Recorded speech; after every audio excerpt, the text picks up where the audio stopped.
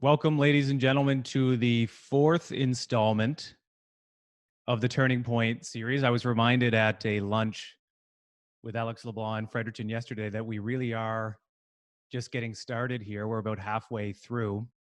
A couple things I'd like to mention before we get to the meat of this specific session. First, as is typical of Uptown St. John, there are two seasons, winter and construction, and we're in the latter. So if you hear some disruptions on my end, I apologize for the background noise. There's really nothing I can do about it. Stick with us. Secondly, I'm going to start every session, I think, with saying that we are standing with and standing by those that are fighting against systemic racism wherever it is found. And I know there are solidarity rallies and protests that will be happening across the province even this week, I believe. So I want to start with that message. If you've been with us the whole time for Turning Point, thank you for sticking with us. We're lucky to have you. If this is your first time, this is the webinar and podcast series that is our collective opportunity to reimagine and rediscover New Brunswick on the other side of COVID-19. And with that, the fourth installment is demographics in the labor market. How do we address the realities that come with that? And we have a great speaker series lined up for you this morning. For those who don't know me, I'm Matt George. I will be your moderator for the duration of the English sessions. You can follow at It's Matt George on all social platforms and turningpointnb.ca for further content related to these series. We will be filming these webinars and they will be going on the website that is turningpointnb.ca. And we're also releasing it as a very special podcast series on the Growing Pains with David Campbell podcast that I feel lucky to co-host, and you'll be hearing from David very soon. You can find that on Apple, Spotify, Google, and everywhere that you get podcasts. Before we go further, as is the case in every session, we do need to recognize the folks that are making this happen. You've heard it before, but here we go. It's the New Brunswick Business Council, Canadian Manufacturers and Exporters, Tech Impact, the New Brunswick Multicultural Council, the Chambers of Commerce in Moncton, Fredericton, and St. John, Conseil économique de Nouveau-Brunswick, Atlantic Chamber of Commerce, the Pondish Pondé Center at the University of New Brunswick, and our partners at the Government of New Brunswick and ACOA. For a full list of presenting sponsors and a full list of our speakers, head to turningpointnb.ca. So let me set a few ground rules before we get going here. We want this to be a really productive experience for you. We're digging back into the realities of New Brunswick, but we also want to find something useful there, pull it out, and do something about it in the future. I'm simply a vehicle for you.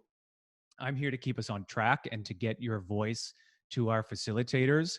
I do encourage you to use the Q&A function within Zoom. You can even use the chat function within Zoom. Some of our facilitators have been known to engage there, so you never know. We will be having two polls that pop up early in the session. We want to take your pulse. We want to know what you're thinking about, and I'll put the answers to that poll to our facilitators. We'll have a poll on the end as well that we're going to take over to the podcast. And any questions that we don't get to in today's session, we'll be transporting those over to the podcast, and we'll have more time to dig deep into some of the things that you're thinking about. Leave your name if you feel comfortable. We will shout you out by name. And we're very lucky to have that engagement from you. That's the whole point of what we're doing here. If we do have a tech interruption, this is life. This is the risk of doing something live. Stay with us. The content is really worth it. Before I introduce our lead facilitator for the day, our committee came up with a really interesting framework for these sessions, and they're grounded in what are known as the Four Noble Truths, and we frame them as questions. So for our intents and purposes, they look something like this. Number one is, what is the pain we're feeling? Number two is, what is the cause of that pain? Number three is, how does that pain get better? And number four is, how do we look confidently to the future? What does that future state for New Brunswick look like? And we've been encouraged by some panelists to reframe, instead of pain, what are the opportunities? I think they're both on the same level. If we can't address the pain, we don't know how to go forward. With that, I happily get to introduce our lead presenter for this discussion, and my podcast partner in crime, the one and only David Campbell. David is the former chief economist for the New Brunswick Jobs Board and founded his own economic development consulting and research firm, Jubia Consultants, in 2008. Interesting time to start a company. Based in Moncton, he is one of Atlantic Canada's leading economic development consultants. He's worked with more than 80 local, provincial, and national economic development agencies, industry associations, and government departments in 6 Canadian provinces and 2 American states. He holds a certificate in economic development from the University of Waterloo and an MBA from Liberty University in Lynchburg, Virginia. Welcome, David. It's good to see your face again. The screen is yours.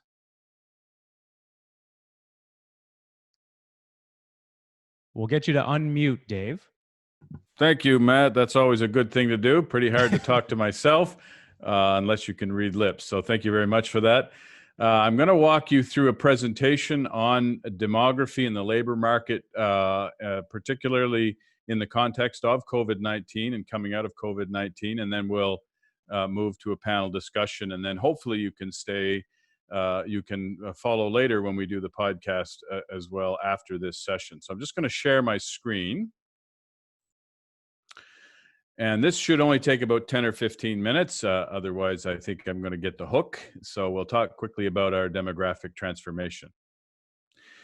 So pre-COVID-19, it's very important to know that Dave, sorry to interrupt. I don't Sure. believe we have you on the screen. We're getting some feedback that we can't see your screen.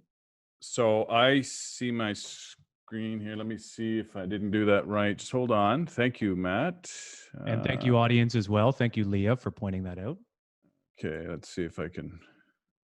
Oh, there we go.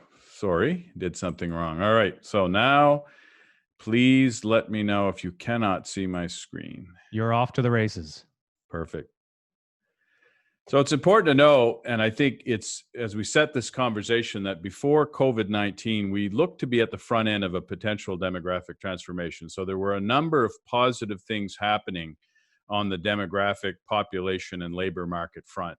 So this is the population by year going back to 2008. And after the recession of 2008, we had very modest population growth. And in fact, by 2012, the provincial population had flatlined and remained that way until about 2015. Then in 2016, as you can see here, it did start to grow again. And in fact, just since 2015, we've added about 20,000 net to the population of New Brunswick. So that certainly is a positive trend, and I'll explain what drove that growth here in a minute.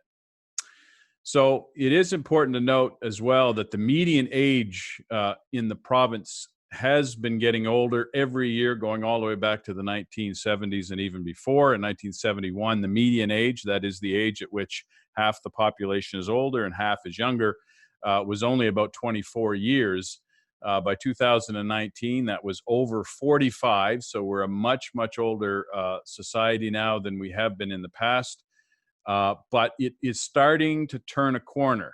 So it looks like in 2021, we could actually see a plateauing of our median age. And in fact, other provinces such as Prince Edward Island have actually started to see their median age decrease. In fact, the provinces are actually getting younger. So Manitoba, Saskatchewan, Prince Edward Island, and they're doing that by attracting a large number of younger migrants, which are bringing down the overall median age of the province.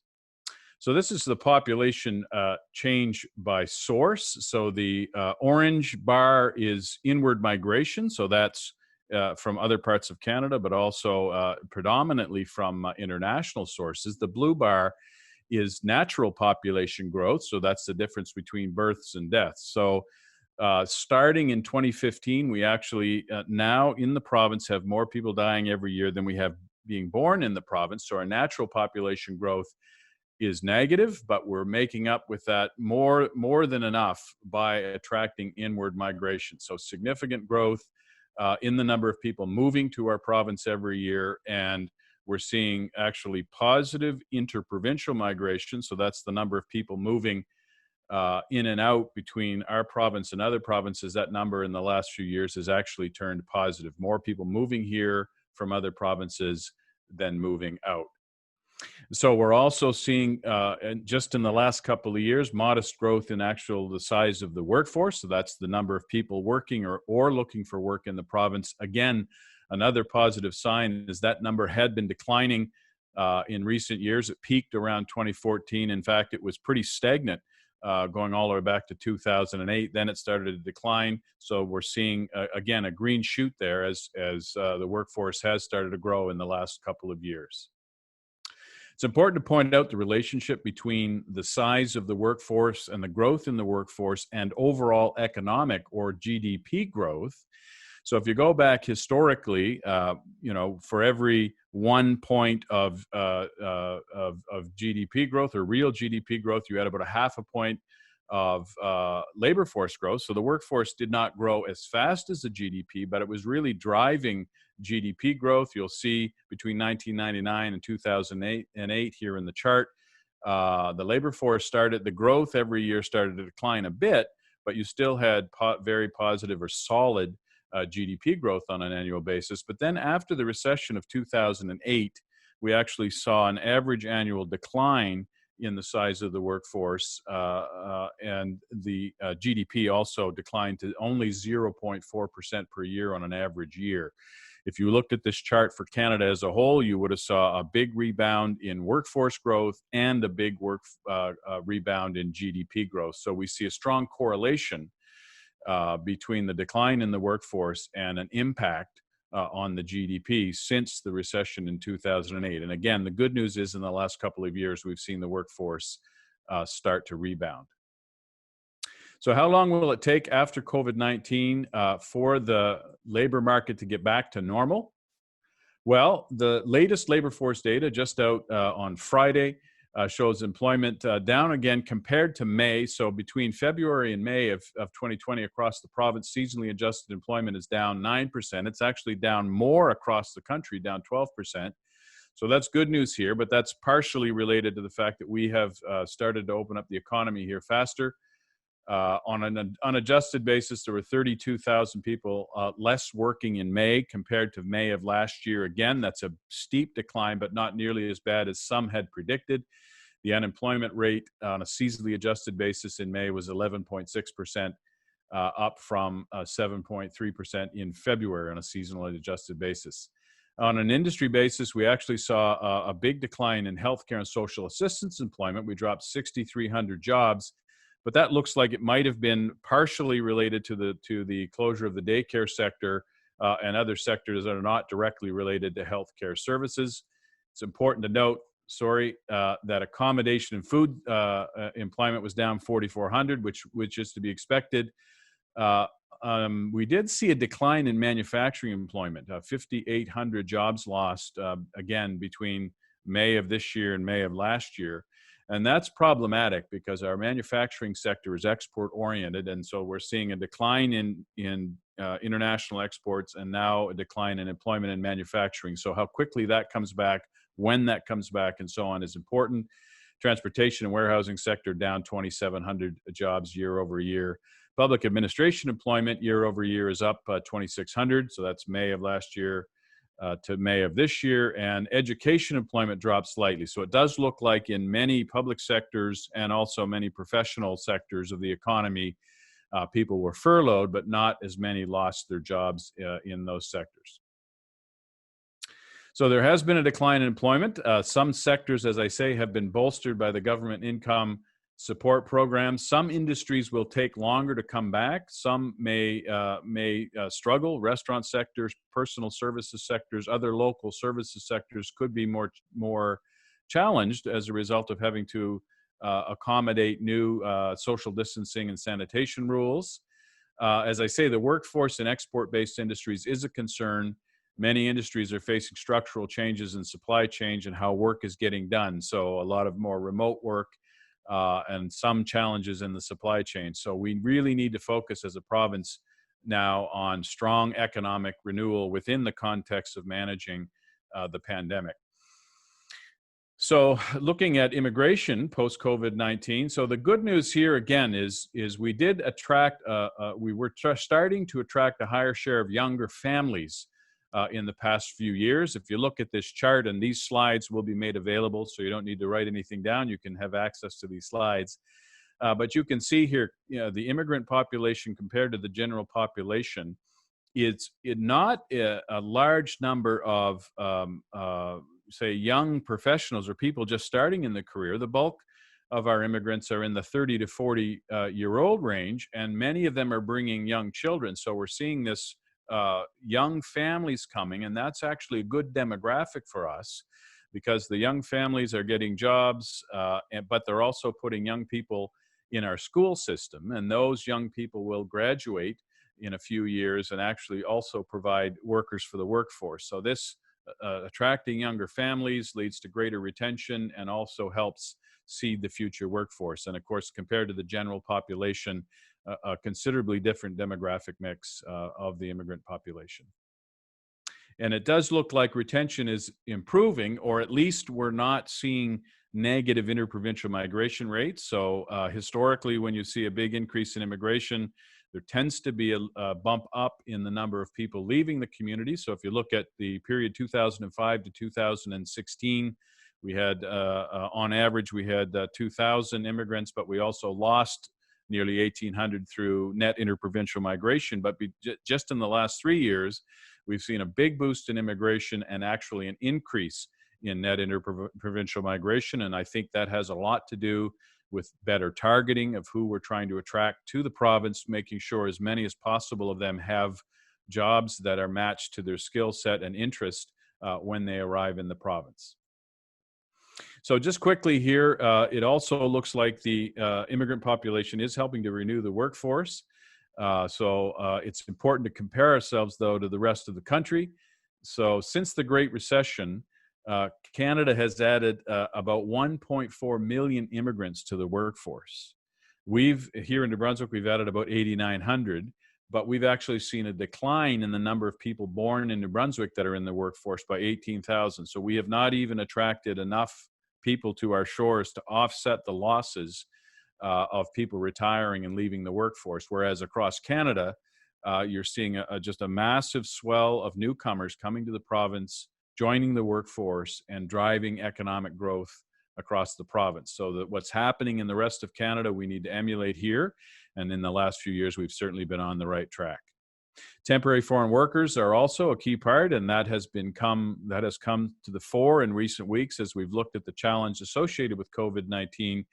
But if you look at the average annual temporary foreign workers between 2016 and 2019, or this is non-permanent residents, significantly higher in the last few years compared to the previous period. So what's the context we're facing now? Well, the bad news, of course, is that the immigration and temporary worker and international student numbers are in steep decline right now. They're not zero. We still are seeing some immigrants coming to our shores in 2020, some temporary foreign workers, and so on. But it really is, the brakes have been put on that for the time being. There is considerable support locally and provincially to get these numbers back. I think most people realize their importance to our economic growth as a province because the fundamental demographic situation has not changed.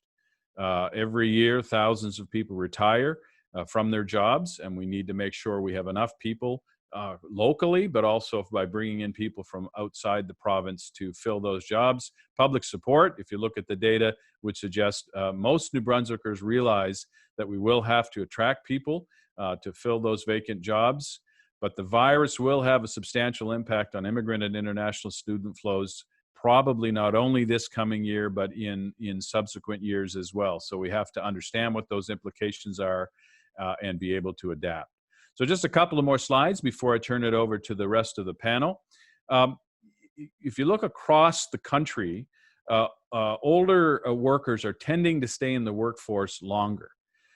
So we're starting to see that a bit here in the province. So if you look at the chart here, this is the employment rate in the province among the population 60 and older. So it has risen slowly from around 9% or so a decade ago, and it's now around 17.5%.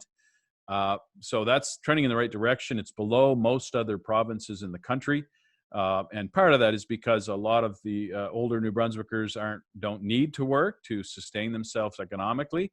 But as we move forward, there is a lot of interest in finding ways to retain the older population in the workforce, either by providing more flexible work environments or part-time or seasonal types of work for our older population. If we were at the national average, it would boost our workforce by more than 20,000. So it would provide a key source of labor to support workforce needs over the next decade or so. I am concerned that COVID-19 could harm this segment of the workforce. Of course, this particular virus does harm older populations more than others, so there might be additional sensitivity among the older population in terms of staying or rejoining the workforce.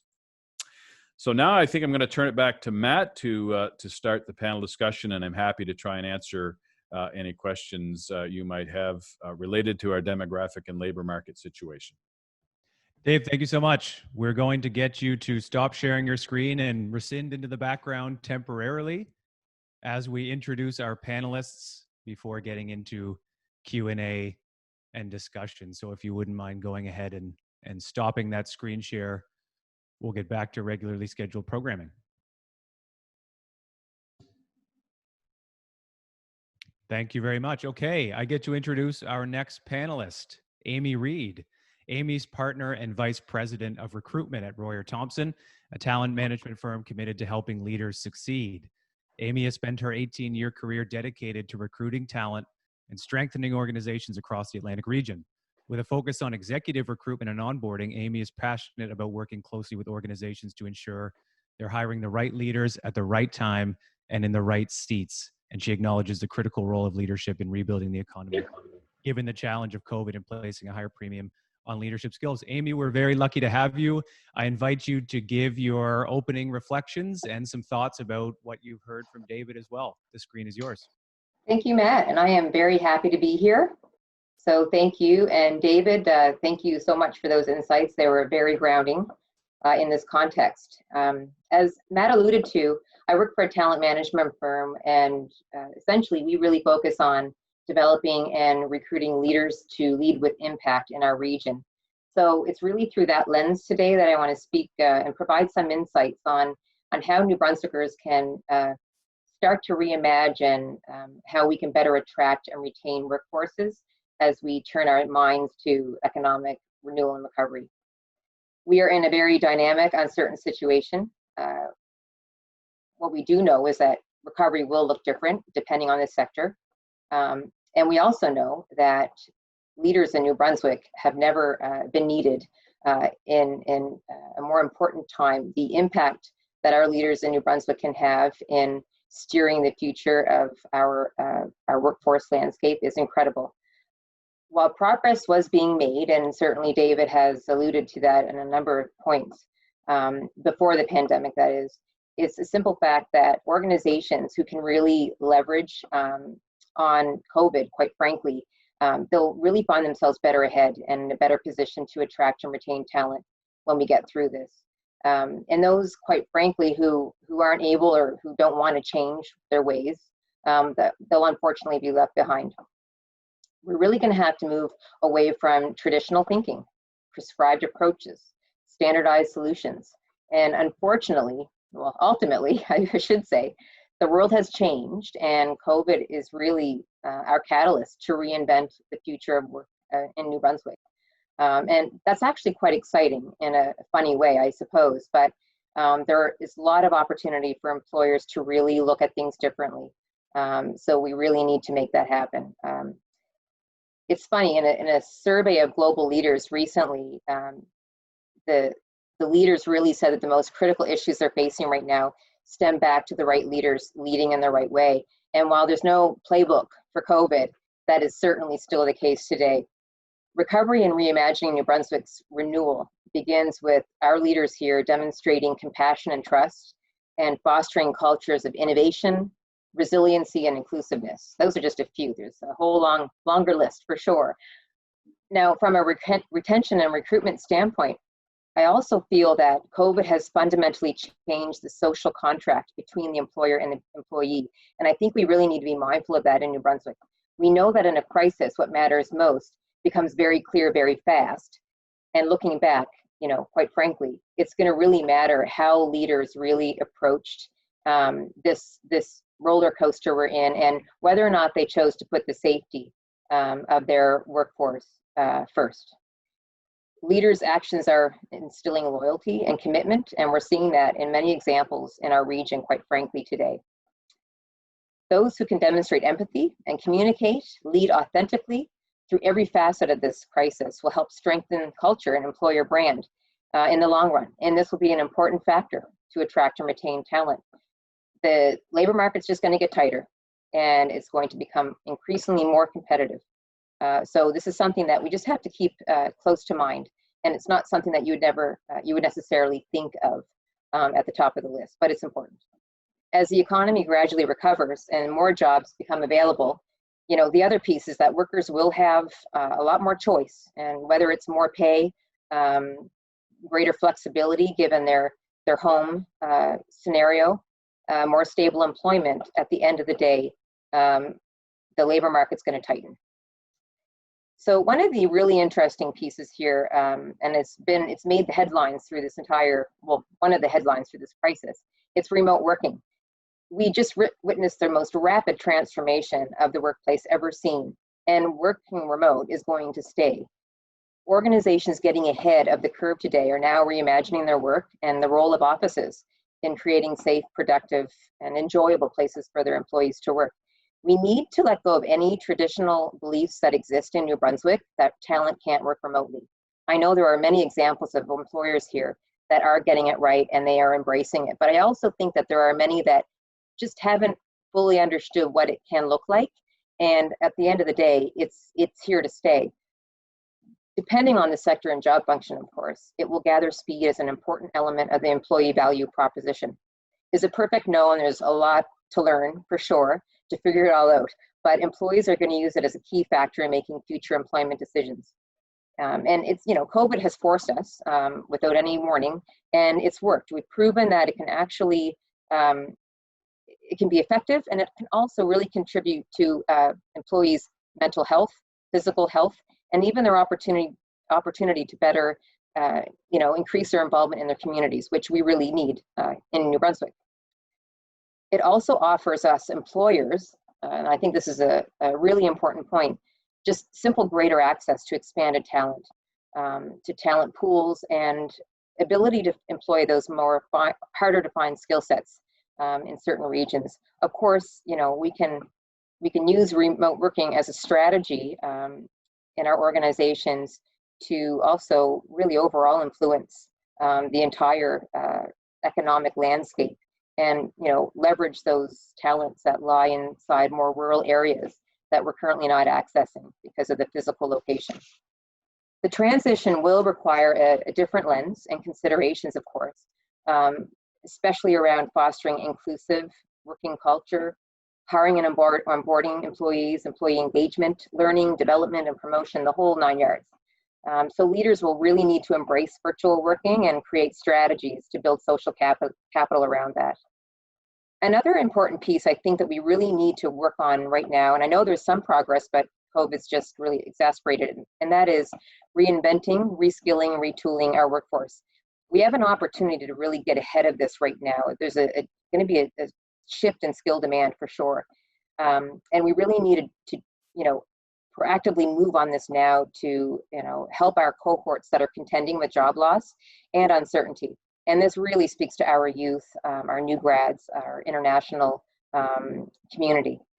And it's more about, remote working or the role of automation and artificial intelligence. It's really, it comes down to, we need to adapt our employees' skills and roles to build our workforce resilience, quite frankly, in the region. As we move into recovery, in tandem with efforts to grow the population, and David spoke of that, we also can't lose sight of the future generation leaders in our province. Given our labor stats, it's essential that we really take care of the workforce we do have today. And we should, if anything, be already assessing, empowering our talent, providing coaching, mentorship, the whole 9 yards. I really feel we have an opportunity to reinvent the future of work in New Brunswick, to change the narrative. It's going to take getting leadership right, looking past traditional ways, embracing diversity and inclusion, cultivating entrepreneurial and innovative mindsets, and integrating everything that we do back into the communities we live. Thank you. Amy, thank you very much. That's a lot for us to think about, and I'm excited to get into some discussion, but also bring those topics over into the podcast as well. So we'll ask you as well to briefly rescind back into the background for now before we engage our audience for Q&A. Our final panelist, Dr. Manju Varma, and this morning she did encourage me to refer to her as Manju throughout the course of this session. So thank you, Manju, for that. Manju has worked in the area of inclusion for the past 30 years in academia, private industry, and for the federal government. She has published nationally and internationally on issues of diversity in Atlantic Canada. She's currently co-owner of Engage, a consulting firm that focuses on mental health, wellness, conflict management, and engagement with the framework of inclusion, a really important topic given the times we're in. Manju, thank you so much for being here. I encourage you to offer your opening remarks and to reflect on what you heard from David before we get into audience Q&A. The screen is yours. Okay, thank you very much, Matt, and thank you for the invitation to speak to everyone today. I'm really happy to be here.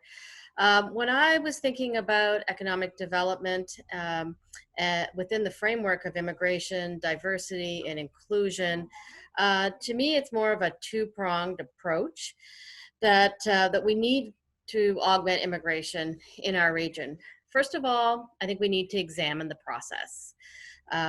We need to simplify that process. It's probably a better way to say that. You know, a few years ago, I did a study or worked on a study at UNB with the Population Growth Secretariat, and our whole aim was to examine the barriers to integration in New Brunswick, so immigration integration.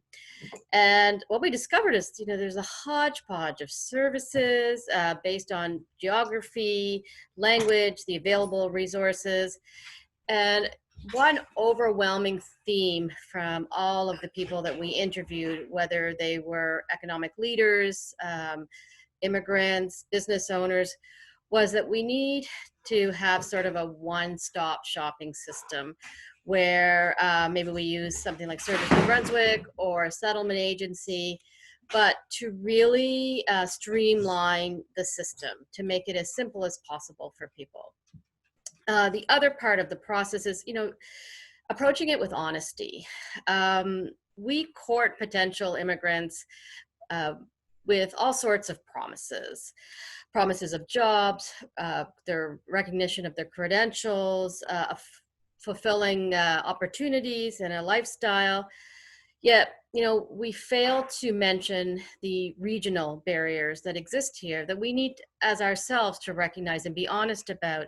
And these, you know, these are barriers such as failure to recognize foreign credentials, the limitations that can be placed upon somebody who does not know both official languages, and the continual pushback. I mean, David and Amy spoke very positively about immigration, and I believe it was David that mentioned a positive acceptance of immigration, but there is also a body of pushback against immigration, and I think we need to be honest about that.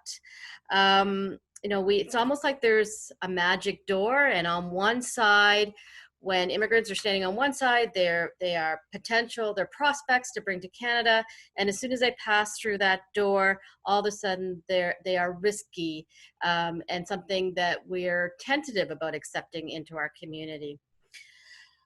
So, you know, to me, that's one part that we really need to focus is on streamlining the process and being honest about the process.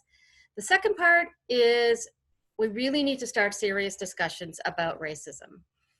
I've seen CEOs and other leaders sitting around a table very happy to talk about diversity and immigration. But, you know, the moment you say racism, it's like they go from sitting around the table to diving underneath the table. It's like the racism is like the Voldemort of society. We just don't want to say its name.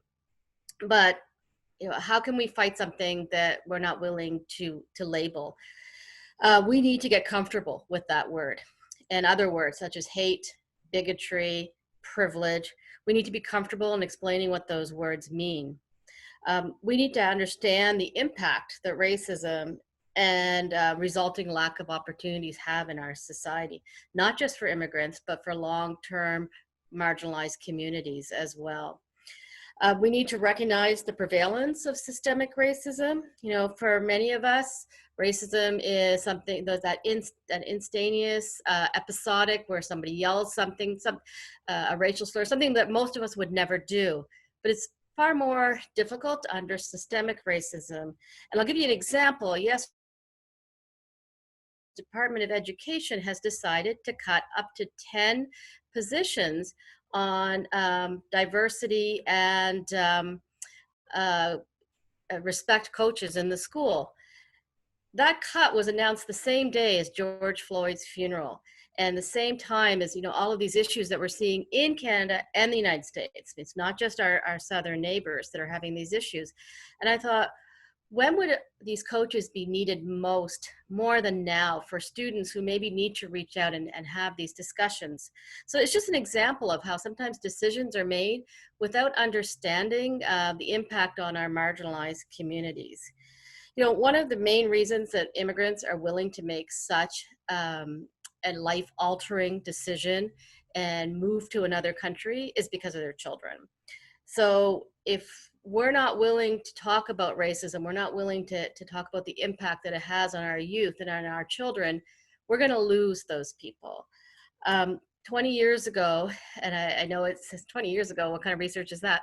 But I will explain. 20 years ago, you know, I did a study on experiences of racism among New Brunswick youth.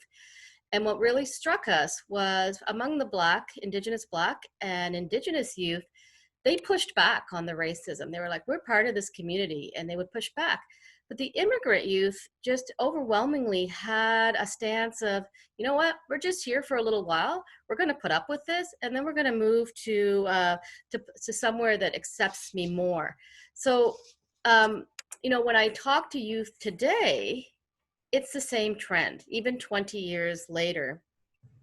I think if we're going to develop a relationship between immigration and economic development, we need to have those honest conversations. Otherwise, we are going to, if we don't lose immigrants, we're going to lose their children. And so bringing immigrants to the region, if that's the case, if we lose their children, it's just a short-term solution to a much longer-term population. You know, Amy talked about a silver lining, or the positive effects of COVID-19. I agree. You know, every cloud has a silver lining, and there probably is no greater cloud right now than COVID-19. But we've seen opportunities in reference to diversity, understanding diversity. I know in the last 11 weeks, I have done a lot of webinars, a lot of talks on and coaching managers on how to deal with the diversity of their employees as they work from home. That diversity may be something like we're helping employees who have children, or helping employees who work at home or at home alone, and work is their social life, the office is their social life. But it's also included other aspects of diversity, such as how do I encourage my employees to celebrate a cultural holiday and still be able to work from home? How do I code that? You know, something as simple as how do I put that in the coding of my HR people management system? So I totally agree with Amy. You know, I think it was Winston Churchill that said, "Never waste a good crisis," and I think it is an opportunity right now not to waste that opportunity in this crisis. Thank you. Manju, thank you so much. And while we invite our panelists to come back and spend the remainder of the time with our audience, I wanted to stay with you. I love this idea of being honest about what we're experiencing in the province, and what you do not reveal, you cannot heal. I wanted to put this to you. We know that globally, the era of the homogenous community is over. The era of the homogenous classroom is over. the era of the homogenous business is over, but has New Brunswick and the region in particular put steps in place to recognize that and to understand that for a diverse community to function appropriately, we have to have measures in place to improve things like quality of life, the discussion around racism, things like that? Do you believe we've done that in the province, or are we taking steps to do that? I think we're taking steps. I see action plans or immigration growth plans. I believe David's worked on a couple, like for the municipalities. It's getting past those comfortable steps. We can all take steps, right? We can all go for a walk, but when you start to enter, start to walk on a path that's a bit more unstable, many of us hold back. And I think New Brunswick is one of those regions that holds back.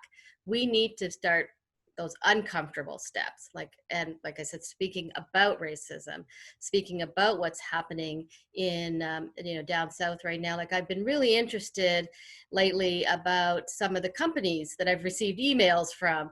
When COVID happened, I received emails from every single place I'd ever shopped at telling me how they're taking care of their staff.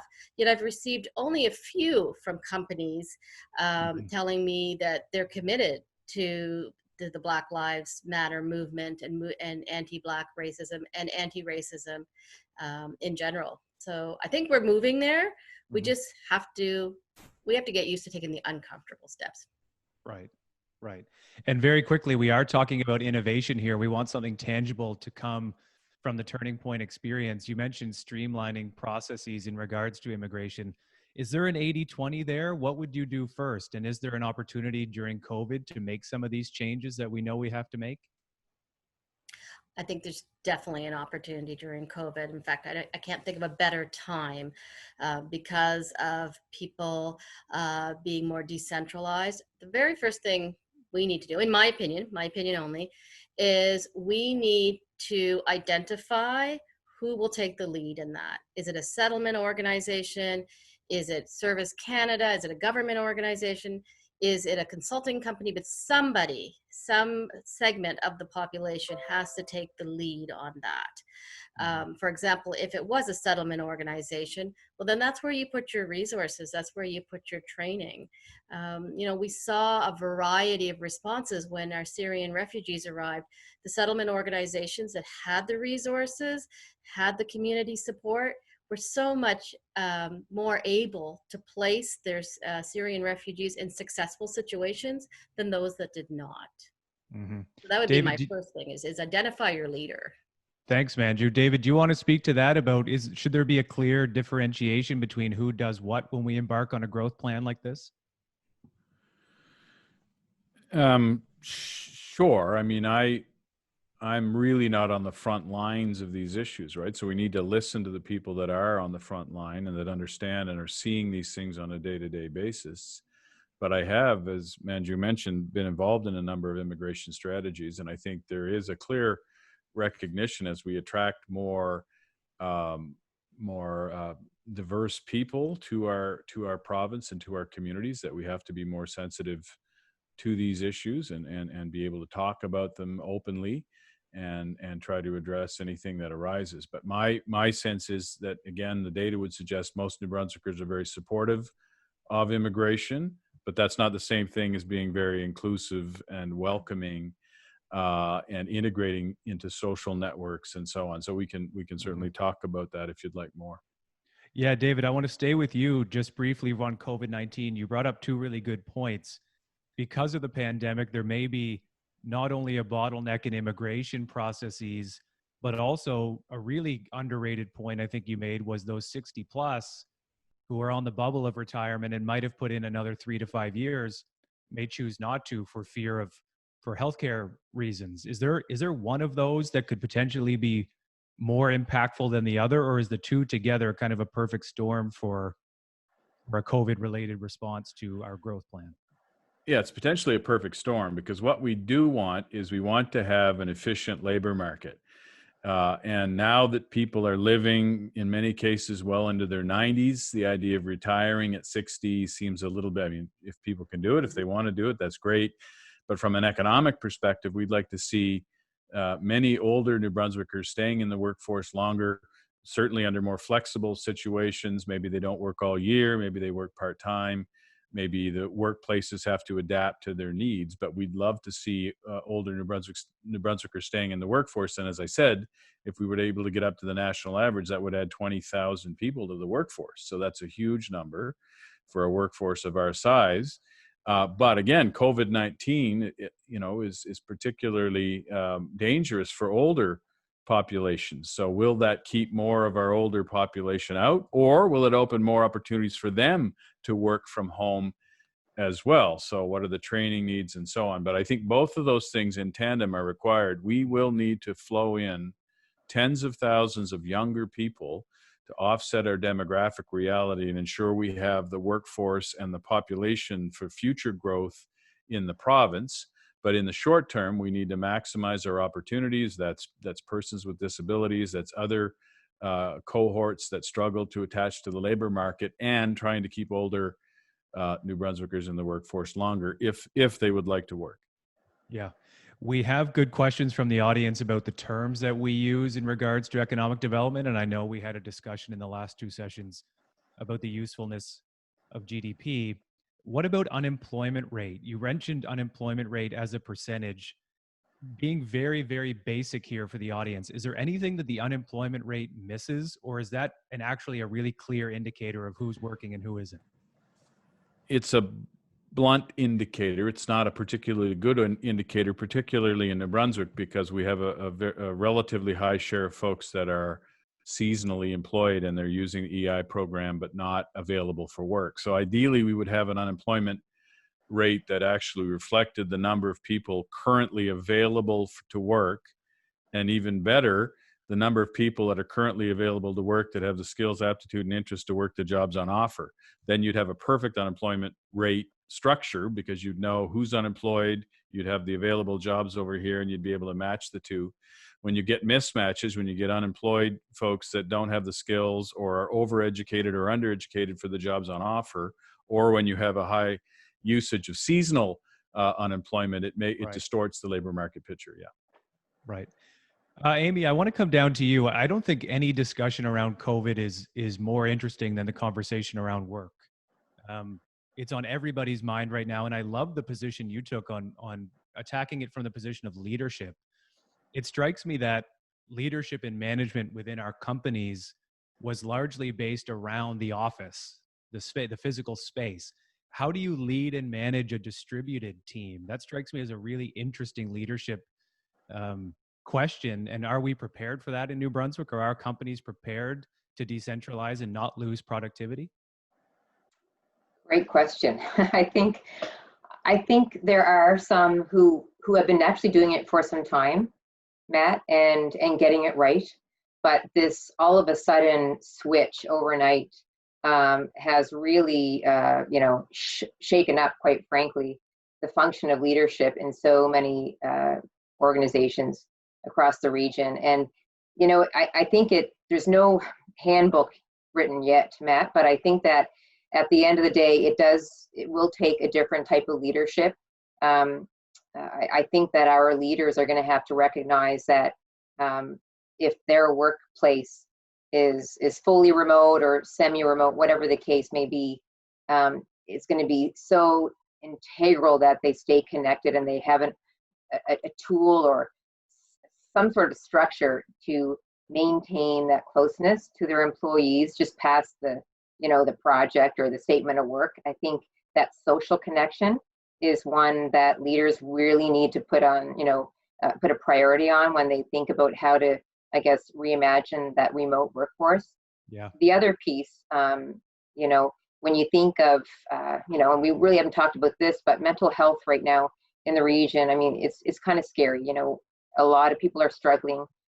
Those that are in forced work from home, scenarios, some of them are loving it. And I'm one of them. I have to put my hand up on that one. But you know what? Others are not. And it's very uncomfortable. It's difficult. And I think that from a mental health standpoint, this is so incredibly important that leaders really focus in on the mental well-being of their employees, that they're not physically in that office space and having that, random or daily interaction with their colleagues. that dynamic not being there, something has to make up for it. And the worst thing that we can do is really turn a blind eye to that fantastic talent that we have employed from their home, who is really struggling behind the scenes, right? So, you know, Matt, there's so many things that leaders will need to think about differently, you know, leading remotely, you know, how to best train, you know, from afar, you know, how to recognize and promote talent, how to really foster that inclusive culture remotely. I mean, there are so many facets. No true answers in every regard, but we have to figure it out soon. Yeah. Do you also foresee this being a really interesting attraction and retention problem in the labor force, especially for that 20 to 44 cohort who value mobility, quality of life, things like that? It strikes me Yeah. that when companies get smart and realize that they can hire from anywhere in the world with their new model, New Brunswickers are going to really have to step up their game. Do you foresee that as being an issue for our labor force? I do. I think it's like a double-edged sword, to be honest. On one hand, I think if New Brunswickers can get their head around from being more flexible in the way they employ their workers, they will have a competitive advantage in just simply expanding their talent access and you know, access to harder to find skill sets. On the other hand, you know, companies all around the world are now drawing on that global workforce. So for someone in, you know, California to pluck someone who's working in Moncton, New Brunswick, in a technology role and to ask to offer them, you know, double the pay, well, that's going to be a challenge for us to really be mindful of. And I think, you know, we're going to have to be really considerate of the full employee value proposition, Matt, with this new remote work scenario. I mean, for the younger cohorts, it's not all about the almighty dollar. You know, they're going to want to see their employers putting value on certain things. That flexibility component, the giving back to community. Like, there are so many things that, you know, our younger cohorts especially are looking for outside of just the monetary aspect of employment. So we'll really have to make a concerted effort on showing them our love, quite frankly, so that those employers outside of our region who are coming in to pick away don't do so. Yeah. Thank you, Amy. Manju, Amy mentioned the mental health aspect of our labor force right now, given COVID-19. Adam Grant had a really good comment. He said, we're not working from home. For some of us, we're at home during a crisis, trying to do as much work as we possibly can. I know some of us are hyper-productive at home, but some of us are not. Is there a mental health aspect here that you think is being underrated during COVID-19? I mean, I even think about folks like international students right now with some of the things that they're going through. Have you seen that through your work recently, Manju? Yes, and also through my personal life, I have a son who's in university, who's living with living in a house with international students, some of which who could not go home during, or chose not to go home during all of this. And, you know, they're trying to figure out, like, what is university going to look like for them? Is it worth for them to stay? I know I've given a lot of webinars lately on resilience training and on optimism training, and how you can learn to be optimistic. Again, I bring it back to a diversity issue, in that we need to recognize, as Amy pointed out, we need to recognize that although a lot of people enjoy working from home, and I'm one of those people as well, that we need to pay attention to people who are not enjoying working from home, either because it's not their first choice to do something like that, or they're dealing with the crisis on a lot of different levels that we don't, not all of us have to think about, or have the privilege not to think about. And then recognize that we need to have different mental health strategies and a constant mental health strategy in place for them. So, you know, I remember giving this presentation and asking, it was early, maybe 3 or 4 weeks into us being at home. And I said, how many leaders, how many managers have reached out to their employees? And I was really surprised by the number of managers who just hadn't thought of that. You know, they reached out in the sense that, we've had meetings. Sorry, I don't know if you can hear my dog playing with his ball. We've had meetings, we've had Zoom chats, but I would say at least half of the managers hadn't actually reached out to their employees to say, hey, how you doing? What's going on at home? Mhm. So We'll come over to you, David. Maybe we can get away briefly from the dog yes, industry and toy, although it I'll sounds like turn fun. my mic off. I want to introduce, David, the result of our first poll. We had over 75% response rate on the poll, so thank you very much to the audience for engaging. And the first question was, or the first statement was, New Brunswick's demographic changes as a challenge for the economy are, and 96% of you said underrated. So there's an awful lot of us who think it's a very serious problem. Expand on that a little bit. Yeah, I mean, I think it's the nature of our audience. We probably have folks that are engaged and that understand the numbers. They understand where we're headed, or maybe I just nailed it out of the park with my presentation.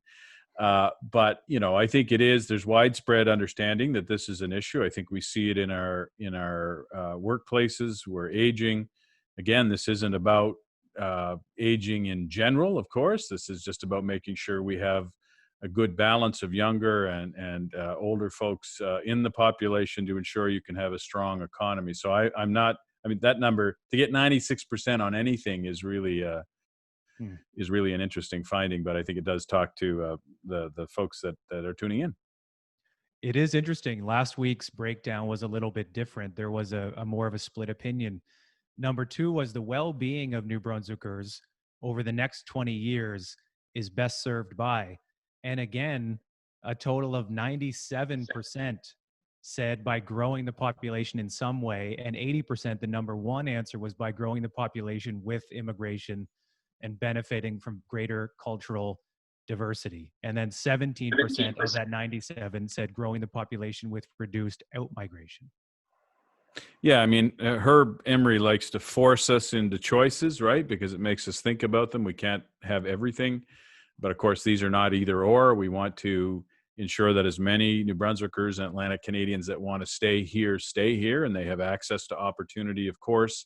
But many of them will leave. Their careers will take them out of our region. We just need to make sure for every one young person that leaves, we have two coming in. And if we have that balance, we'll have more than enough to grow our economy. The historical cultures thing, again, that's another issue it's not either or. We have great historical culture. If you think about the Acadian community, if you think about other traditions in New Brunswick, those can be fully maintained and actually enhanced by bringing a broader mix of folks to our shores. So I think culturally we'll be in even a much better place with a more diverse population in the years ahead. Yes, indeed. And David, we'll give you the last word before we transport the rest of the audience questions over to the podcast. And we have many, so that'll be a lot of audience Q&A for us in the next hour or so. Just very quickly, one final reflection on our economic opportunities as it pertains to demographics and labor given COVID-19, and then we'll sign off. So historically, we thought of labor as kind of reactive. So if you had jobs, if you had a growing economy, the labor would fill that. But the reality is now we think it's the other way. In many cases, you have to have the labor as a precondition to get economic growth. And so, again, we need to make sure we have enough labor supply from all sources to ensure we can meet labor demand. And then I think we'll be on a better foundation for economic prosperity in the years ahead. Indeed. Amy Reed, Dr. Manju Varma, David Campbell, thank you so much for being on the fourth installment of Turning Point. We're halfway there to what we hope is real progress. We're going to bring you all over to the podcast now, which will be available on the Growing Pains with David Campbell podcast tomorrow morning. For security reasons, we do ask that you register for each session individually. We have our next session on Thursday. Really interesting employment programs and post-secondary education opportunities and which opportunities are worth pursuing. And David, we're going to have you back. We're going to be joined by Mary Butler, Paul Mazerol, and Husoni Raymond. Thank you very much. Go to turningpointnb.ca. We'll see you on the podcast. Thank you again, panelists, and thank you, audience. Please do fill out that poll before you leave so we can bring that over to the podcast, and we'll see you Thursday. Thank you very much.